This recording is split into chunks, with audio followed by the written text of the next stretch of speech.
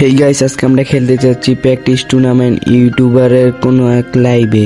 Guys, এই জায়গায় দুঃখের বিষয় হচ্ছে দুইটা, আমার কাছে না এই ক্লিপটা, এবং আরেকটা বিষয় হচ্ছে আমি 1v4 মাইরে দিই, তাও আমার ক্যামে আইসা অবজার্ভ থেকে আমার দেখায় না। গাইস, দীর্ঘ অনেকক্ষণ অপেক্ষা করার পর আমাদের রুম আইডি এবং পাসওয়ার্ড দেয়, তারপরে ফটাফট আমরা কিন্তু ঢুকার সাথে সাথে আমাদের কিন্তু হয়ে যায় 48 জন। তারপর ম্যাচটা কিন্তু করে দেয় স্টার্ট করার পরেই কিন্তু দেখা যায় আমাদের ম্যাচে কিন্তু আছে টপ 1 ব্লেড, মানে আর কি টাকলা ব্লেড, কেউ আবার মনে করেন এটা আসল ব্লেড। তারপর গাইস ফ্যাক্টরি, এই জায়গায় কিন্তু আমাদের ফাইট হয়েছে। এই জায়গায় আমি 1v4 মাইরে দিই, তাও কিন্তু আমার ক্যাম্প থেকে দেয় না, খালি আমাদের আজকে তাজের ক্যাম্প থেকে দেয়। ফাইট টু ফাইটে মিউজিকের সাথে দেখো। হ্যালো গাইস, যারা নন সাবস্ক্রাইবার সাবস্ক্রাইব করে দিন গাইস, লাইক করে দিন, স্ট্রিমে ডাউট করে লাইক করে দেন। এখানে 59 যদি আবার শর্টে প্লেয়ার আছে, 59 যদি চার্জ করবে একজন রিভাইভ, তার বাকি সবাই ফাইট করে তার মতো কাজ করে। মানে 59 যদি চার্জ করবে, 59 যদি শর্ট কানেকশন হয় না কেন এদের,